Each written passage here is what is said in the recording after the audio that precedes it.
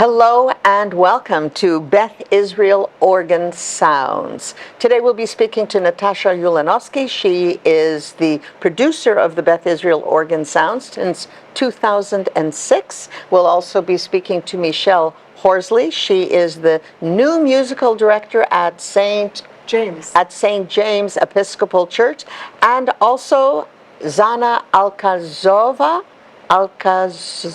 How am I doing? Zana Alkazova, who is a world-renowned opera singer. She sang all over the world, and we're very fortunate to have her here in Avon, Connecticut, and also at Beth Israel Organ Sounds.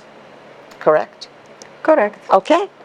So let's start with Natasha Jolidon. So Natasha, we haven't had a live organ sounds concert since COVID. Actually, we did have, but many of these concerts have been seen on Zoom because we have this option at the temple when they translate it online. And a lot of congregants preferred not to be infected during COVID, and they watched. They didn't have big number live attended. Right, but now we're going to be doing it live. So this will be both, still. Both live and yes, Zoom. But I'm just here to kind of energize people, not be afraid to come, because we have a huge room over there, huge. It could seat probably like 600 people. So not that many people would come to organ concerts. But in the same time, our sound system, I think, it didn't give us full impression of this magnificent instrument. Well, we're talking about the Austin organ, which is a historic instrument since 1934. Am I correct? Yes, and it was recognized by American Organ Historic Society as a historic instrument because it is quite unique combination of theater organ and classical organ. The organ was made before the company Austin was closed down before the Second World War, and it was last opus of this. It was a fading era of theater organs. Mm-hmm. If you know what theater organ is, which actually it could imitate all kind of orchestral sounds and have like theater effects. I used to work in opera house, so they had a cuckoo, they had like undamaris, like sound of the wave, all these kind of exotic sounds. It is all present on this particular organ. But also, looking to the future, the voicing engineer, James Jamison, he built great diapason chorus for classical organ. So it gives us So right over here we have Michelle Horsley, who is a Gen X or a millennial, and she is playing the organ also. The first concert will be September the 20th. She's invited to play, and she will be a first presenter of so the concert. how does a person this is an old instrument and it's identified as an old instrument. How does a person of your generation, how did you ever come to playing an organ? That's a great question, and of course our instrument is an ancient instrument. I'm a person who comes from a long lineage of organists. My father, my grandfather, my brother, my aunt were all organists, so it runs in the family. So you're from a musical family? Yes, I'm from a musical family, but certainly there are plenty of millennials and Gen Zs who are taking to the instrument. It's a fabulous instrument. There are organs everywhere. Most churches have organs, and many universities and synagogues, of course, as well. And it's a... So you mentioned the church and the synagogue. Yes. I would assume that an organ would be identified with sacred music. Am I incorrect in that assumption? It often is, but to be honest, organs exist in many capacities and in many genres. So, for example, my father was a hockey organist for a year. Hockey? Yeah. Hockey as in hockey? For the NHL, that's correct. Okay. There's, of course, jazz organs, the B3, of course, most famously. And I have played organs in rock bands before in different chapters of my life. And and of course, continuo. There are organs that are smaller and often played within chamber ensembles and that sort of thing. So actually, the organ exists in many different capacities, but most often we hear it in churches. So let me ask you, so this concert that you're doing on September the 20th at Beth Israel, it's a short concert. Yep. It's only 30 minutes. Am I correct? Yes. It's only 30 minutes. What will you be playing in that concert? Thank you so much for asking. I'm very excited about this, and I'm thrilled to be back at Beth Israel. It's a wonderful space. It's a huge space and a magnificent space, and the organ is way up high, and so we get this sort of bird nest experience as the organist. And the instrument, of course, is magnificent, and you can play such a variety of repertoire on it. So the question still is, what are we playing? I am going to be playing works by two composers, Camille Saint-Saëns, who's a French composer of the Romantic era, and Johann Sebastian Bach, of course, who is our god as organists in many ways musically, of course, a Baroque organist from Germany. And I will be playing the Dorian Toccata and Fugue by Bach, BWV 538, I believe, and two movements of a set of improvisations, 7 improvisations by Camille Saint-Saëns, the first one and the last one. So I will be bookending the concert with the first of the improvisations and ending it with the last improvisation. So this has nothing to do with sacred music. Well, I mean, certainly this repertoire has been heard many times in sacred settings. In sacred settings, yes, but it's not identified as sacred music, or is it? I think people can experience spirituality in all kinds of music, and I think that's a really fascinating conversation that unfortunately I don't think we have the time to get into right now.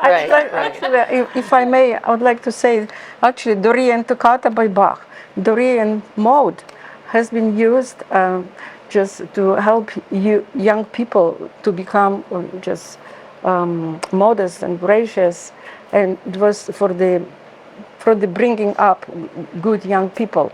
By Aristotle, it was written in his tractates. That why? So it was kind of. I would find it still religious, because this is these morals. Okay. These morals. Okay. That makes sense. In any religion. I'm interested. I'm interested though. This is your. You've only been on the job at Saint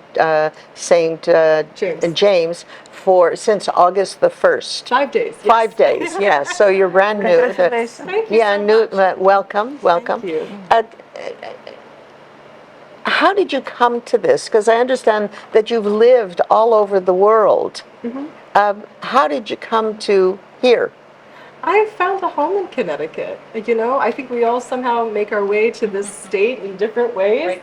Jana has her own story of this, but I moved to Connecticut from Seattle back in 2017 and never left. I've really found it's a wonderful place for actually the community of musicians. But you were brought up. You went to high school in Spain, and then you lived in Mexico, and then you lived in Germany. Yeah. So now West Hartford, it seems a little incongruent. Right. But you said Jana has the same. So let's go backwards. So why Spain, and why Mexico, and why Germany? Like, why those? We all contain multitudes, and we all have very interesting parts of our past, living in other countries and being born in them.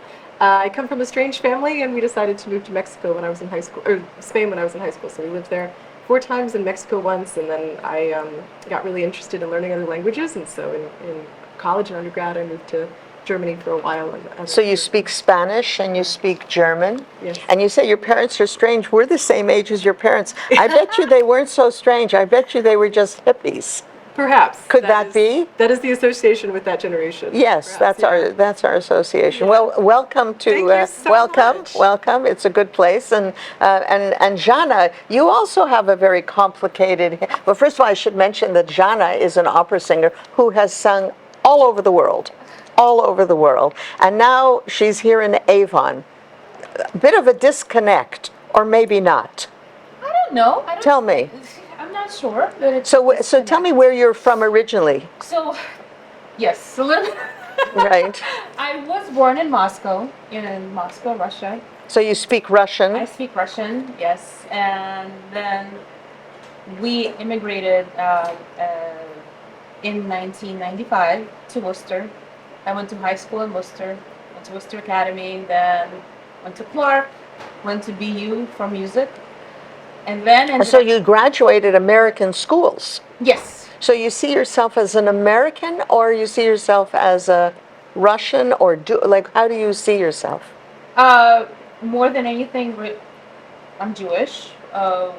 This is how we ended up in this country. So I definitely see myself more as an American than as a Russian because I was there as a child. I would, you could Russian American would be appropriate. I Well, think. you came in 1995, Yes. which was that was when the Russian immigration came. That I was was toward the end. towards of that the end period, of it, yes. yeah. It was, my husband's family, for example. This is how I ended up in West Hartford. They had immigrated to West Hartford through Italy in in 1990. So that was like that. So 19, Was same time when I came. yeah, around that time. So 80. So so I was part of that wave of immigration, but we were towards the end. Well, I want to tell you, your English is excellent. You know, it's It excellent. took me a few years. I got it. Yeah, you got it down pat. You got it down right. So you're going to be doing the concert on November the 15th. Yes. Tell me about your concert. I think Natasha will kind of explain more about the concert, but the way we came together is Natasha called me and said, I have this concert series, and we will be doing a concert with organ that's in The Austin organ the at beautiful. And I wasn't sure yet how we would put together what program would work. And then I came in, and we had our rehearsal, and sang. So we sang. Well, Yeah, we played around with different. Well, Natasha called it when she called me. I don't know what she told you, but when she called me, she called it romantic recollections. Beautiful. I mean, we have different. Again, Natasha will tell you, I think, probably more about the program, but I sing a lot of dramatic, correct term, spinto. I'm a spinto soprano. What does that mean, So a spinto spinto? soprano it's someone who sings dramatic repertoire, but can also sing lyric repertoire within the soprano. So dramatic soprano is range. correct. So I sing roles like Turandot or Leonora in Trovatore. in Trovatore, which is an aria that we will actually sing during this concert. I sing the big, we call this the big girl repertoire. Is that what they call it? Big girl repertoire? Big girl repertoire, yes. This is what they call it. And so I walked in, and the acoustics in that, it's just, you had mentioned it. It's a beautiful space. Just, and the way the voice comes together with the organ, this organ is, it's an orchestra. It's really just fills up, it's phenomenal. So I do agree. Unfortunately, COVID took away from live musicians in that the online sound is not the same. It's not as rich. It just isn't. In my opinion, I think it has to be. I mean, thankfully we have we have had this opportunity to experience HD performances and online performances. Very thankful, but still, if you're able to come out and enjoy it live, nothing. Well, what I understand that Beth Israel is doing, that it's going to be live, and there will be an option for people to Zoom it in. They have to call Beth Israel and they have to get the Zoom link, but that's not a really difficult thing to do. But the live thing, I mean, nothing beats live, and that's just, and that's part of the experience. And so romantic recollections, would that be a good description of what Jana will be doing? It will be a good description because I picked also several pieces for the organ solo by Siegfried Karg-Elert, Joseph Reinberger, and Max Reger, who are romantic composers. And she will do. And big girl, the big girl repertoire Jana will will sing work. Mendelssohn, who is also who lived in Romantic era. There will be also Yiddish prayer, Rachem, which means mercy. Beautiful, beautiful piece. And there will be Verdi, aria from Trovatore, and piece by Schubert. So I like we when combine. I like when you do that. Can you do that? Because you know. I'm ridiculous. No, it's fantastic. Fantastic. Gives everyone a feeling for what you're about and for what this program is about.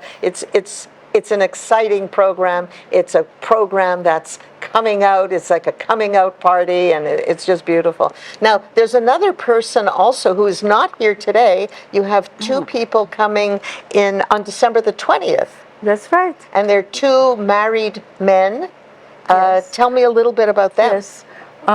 That's December the 20th. I think one of them, Nathan Lovely Grayling, he is working as a musical minister in Stamford, in Lutheran Church. And his husband, Magnus, he's originally from Australia, also an organist. He will be participating. They will do some duets, and Nathan will play some solos. Unfortunately, they're traveling now. I don't have their program yet. Okay. But it will be something interesting, I'm sure. Well, so I'm just. We've done these shows. We used to do these shows before COVID, and I notice. I don't know if it's a coincidence, but all the people who are involved with the organ music, with the opera, you're so interesting. You have such varied backgrounds. You know, it's not like becoming a doctor, a lawyer, an accountant, where it's more of a straight line, where you are all over and you've been to 100 countries and you speak 100 languages. Like, Natasha, how many languages do you speak? I understand definitely Ukrainian, Polish, and Russian, and I speak fluently Ukrainian and Russian because I'm from Ukraine. And English. And English, yes, so. Yeah. I speak English and I speak German. And of course, because I coach singers, I speak Italian. So. Yeah. Wow. And what about Michelle? Michelle, you're from Spain, Mexico, Germany. Well, I'm originally from Florida, really. Originally from Florida. But yeah, no, I speak Spanish fluently. My German is conversational at best at this point because I didn't keep going back. It helps to keep going back and have that, practice. Give me rest, I have to just do. Yeah. So you speak English, Spanish fluently, and German you get by. Sure, we could say We that, could yeah. say that, right. And also, Jana. I'm just gonna stop at Russian and English barely. So, Very but you, But obviously, I say I can get by in Italian. I can definitely, German and French are not languages in which I can't speak those languages, but I certainly can read because I read and understand. understand what and of course me, moi. Well, so I speak, that's why I'm interested in language, because I speak a few also. I speak English, French, and Polish. Great. Yeah, so that's why I'm sort of attracted to Paris this. from Canada. Yeah, I'm from Canada. I'm attracted to this. So anything else you want to say about the concert series, Natasha? I just recommend people to go on the website of the temple, cbict.org. CBICT.org and /music. And you can find more details about each program, about Michelle's and Jana, and they will have like the four or five more concerts. Actually, you heard about the 3rd and December 20th. They also will have student from Juilliard School. His name is Zach Schurman, and also Professor Emeritus of Wesleyan University in Oregon, Ronald Ebrecht, who is my dear friend, and also your predecessor at the Trinity Church, Mary Penn. She will be playing. Wonderful. So I'm just going to repeat that. It's for the link, it's cbict.org, and you can just look on the website /music, cbict.org/music. I'm going to repeat it again, cbict.org/music. Thank you. And you can look up all the information there. And so far we're talking about 3 concerts for the Beth Israel Organ Sounds. We're talking about September 20th, where Michelle Horsley will perform, and November 15th, where Jana Alkazova And will, Natasha. and Natasha, don't forget Natasha. And Natasha will perform. And then the last concert so far is on December the 20th, where you have Nathan Lively Grayling and his partner, Marnus Lively Grayling. And they will have a program. It's not set yet, but we will have a program. So before we do, anything else you want to say? The time, 6:30. 6:30? 6:30. Michelle, do you have anything that you would want to add? Just gratitude. I'm thrilled to be part of this. It's so wonderful to have I feel the colleagues who have same. music I feel the series. same. And I'm So we're just just so all excited. I hope sisters, people come. brothers, all just because we come from the same musical. Absolutely. Yeah, no, absolutely. Musical I family. agree. I also. It is always Natasha kind festival. of pulled me out of as I was coming out of my kind of, I don't say isolation, but early years of motherhood. And about your teaching, so you said you're also going to start. Yes, I'm your starting studio. my vocal This is studio. good, exciting. So, welcoming new voice students, and we have ideas of what we will do together. It is wonderful for me to discover. I've done a few things. I've sung with Joseph Ness. I've sung with Doris Kozlov. at the opera, Connecticut Opera. But still, there's just so much more around here to discover, and so it's really wonderful to be involved in the music scene. And, So welcome Jana, and welcome Michelle, and Natasha. Thank you for putting all these people together. I mean, it's a great thing we have in this community. It's just great that we have this wealth and this richness in our musical community. We thank you too thank you for helping us with publicity. No Great, problem. thank you. So we heard it here. So remember, it's cbict.org/music. You can get all the information there. And just as a little recap again, we're talking about concerts on September 20th, November 15th, and December 20th at 6:30 at Congregation Beth Israel. Thank you.